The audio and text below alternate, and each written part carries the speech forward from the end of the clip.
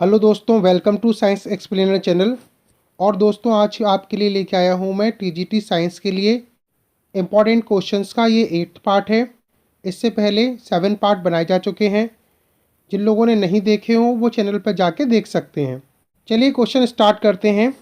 तो first question है इसमें, मैक्सवेलियन गैस में यदि VRMS यानी कि वर्ग माध्य मूल वेग हो, VRMS वर्ग माध्य मूल वेग हो, तो अणुओं का सर्वाधिक प्रसंभाव्य वेग VMP का मान है।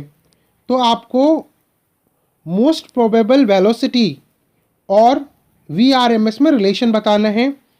तो देखिए, आप लर्न कर लीजिए इसका। मोस्ट प्रोबेबल वेलोसिटी की वैल्यू √2/3 VRMS के इक्वल टू होती है, यानी कि इसका जो बी ऑप्शन है वो आपका राइट ऑप्शन होगा। चलिए नेक्स्ट क्वेश्चन देखते हैं। नेक्स्ट क्वेश्चन है, एक कृष्णिका की 500 केल्विन ताप पर विकिरण क्षमता 1 × 10⁵ जूल सेकंड पर मीटर स्क्वायर है। ताप जिस पर इसकी विकिरण क्षमता 81 × 10⁵ जूल पर सेकंड, ये यूनिट्स दे रखी हैं इसकी, होती है। तो देखिए किस ताप पर इसकी मात्रा इतनी, इसकी जो विकिरण क्षमता है वो 81 × 10⁵ होगी। चलिए इसका आंसर देखते हैं। तो देखिए विकिरण क्षमता में और टेम्परेचर में रिलेशन होता है स्टीफन का। तो E1/E2 equal to T1/T⁴। E1 की वैल्यू रखिए, E2 की वैल्यू रखिए। T1 आपको 500 दे रखा है, T2 आपको निकालना है। जब इसे सॉल्व करेंगे तो सॉल्व करने के बाद में आंसर आएगा आपका T2 इक्वल टू 1500 केल्विन।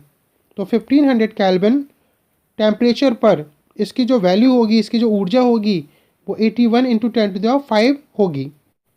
तो हमारे दिए गए ऑप्शन में इसका C option 1500 kelvin right option होगा। चलिए नेक्स्ट क्वेश्चन देखते हैं। तो देखिए क्वेश्चन नंबर 3, यदि ए अलग अलग बी व सी के साथ में ऊष्मीय संतुलन में है तो बी तथा सी आपस में भी ऊष्मीय संतुलन में होंगे। तो यह कथन किसको सेटिस्फाई कर रहा है? जीरोथ लॉ बता रहा है थर्मोडायनेमिक्स का, फर्स्ट लॉ, सेकंड लॉ या थर्ड लॉ बता रहा है। तो ये आप जानते हैं कि ये जीरोथ लॉ के इक्वल टू होता है, शून्यांकी नियम के इक्वल टू होता है। तो ये आपका ए ऑप्शन इसका राइट ऑप्शन होगा। चलिए नेक्स्ट क्वेश्चन। नेक्स्ट देखिए क्वेश्चन नंबर 4, एक वस्तु जिसका विस्थापन y मीटर में है और सेकंड में समय है, तो y equal to -2/3 t² + 16t + 2 के अनुसार ये बदलता है, के अनुसार बदलता है। तो ये जो वस्तु है आपकी वो विराम अवस्था में कितने समय पश्चात आ जाएगी, ये आपसे पूछा है। तो चलिए इसका आंसर देखते हैं। तो देखिए विस्थापन का समीकरण y equal to -2/3 t² + 16t + 2, इसका जब आप डिफ्रेंशिएशन करेंगे, जब इसका आप वेग निकालेंगे तो चेंज इन डिस्प्लेसमेंट पर unit time is called velocity. तो जब इसको निकालेंगे आप तो ये वैल्यू आएगी आपकी -4/3 t + 16, t इक्वल टू 0 रखिए प्रारंभिक वेग के लिए। तो आपकी वेलोसिटी निकल के आती है प्रारंभिक वेग 16 मीटर पर सेकेंड। और आप अगर इसका एक्सेलेरेशन निकालेंगे तो acceleration equal to change in velocity per unit time. तो ये जो आपको समीकरण दे रखा है ऊपर, इसका डिफ्रेंशिएशन कीजिए तो ये 16 तो 0 हो जाएगा और इसका डिफ्रेंशिएशन करेंगे तो a की वैल्यू -4/3 होगी। तो आप गति के पहले समीकरण में लगाइए v equal to u + at, final velocity 0 है, u की वैल्यू 16 हमने निकाल रखी है, एक्सेलेरेशन -4/3 निकाला है। जब इसकी सॉल्व करके वैल्यू निकालेंगे तो 12 सेकंड में ये वैल्यू विराम अवस्था में आ जाएगी। तो हमारे क्वेश्चन में इसमें C option 12 second right option होगा। चलिए नेक्स्ट क्वेश्चन देखते हैं। नेक्स्ट देखिए क्वेश्चन नंबर 5, आवेग का विमीय सूत्र क्या होता है? तो आवेग का आपको विमीय सूत्र निकालना है। तो देखिए आवेग बराबर क्या होता है? बल गुणा समय अंतराल। तो बल की डायमेंशन लगाइए, टाइम की डायमेंशन लगाइए, सॉल्व करके mL/t-1 इसका आंसर होगा, इसकी ये विमा होगी। तो हमारी ऑप्शंस में से डी ऑप्शन mL/t-1 इसका राइट ऑप्शन होगा। चलिए नेक्स्ट क्वेश्चन देखते हैं। क्वेश्चन नंबर 6, एक उत्तल लेंस जिसकी फोकस दूरी 25 सेंटीमीटर है से 25 सेंटीमीटर की दूरी पर एक वस्तु रखी हुई है, उसका प्रतिबिंब कहाँ बनेगा।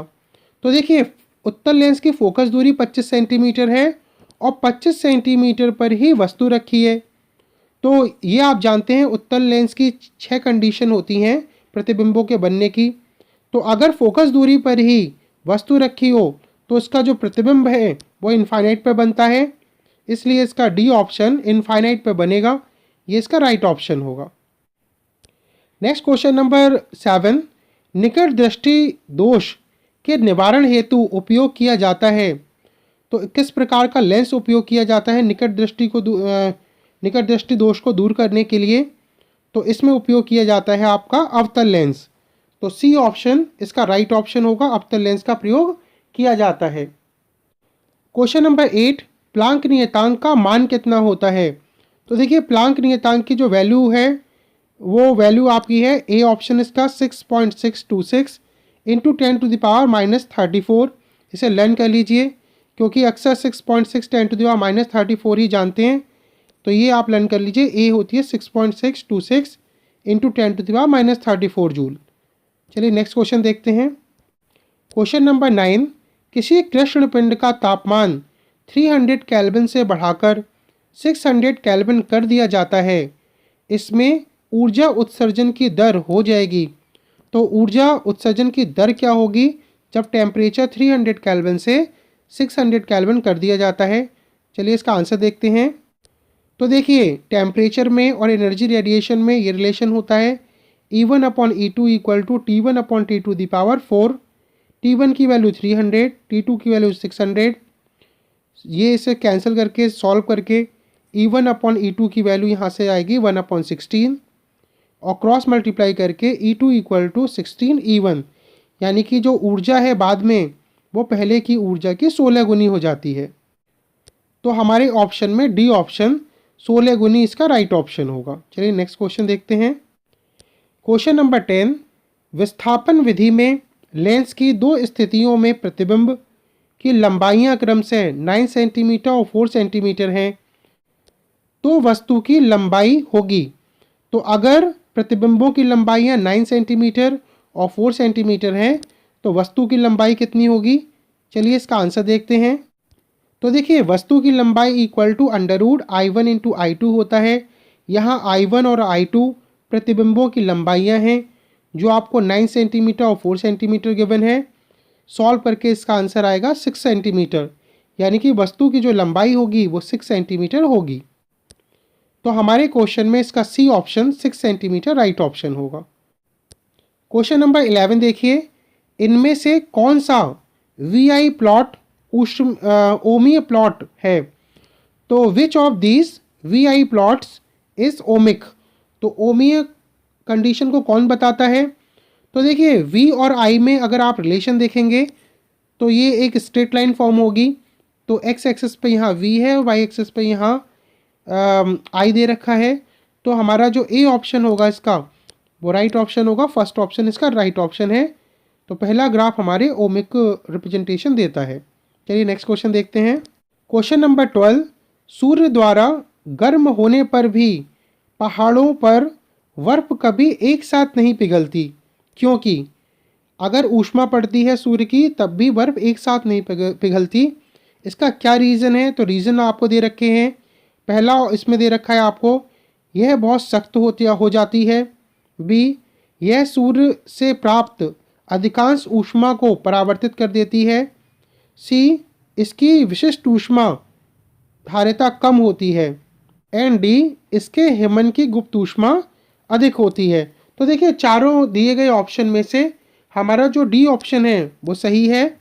इसके जो हिमन की गुप्त ऊष्मा होती है वो अधिक होती है, तो लेटेंट हीट ऑफ फ्यूजन अधिक है, इसी कारण ये एक साथ नहीं पिघलती।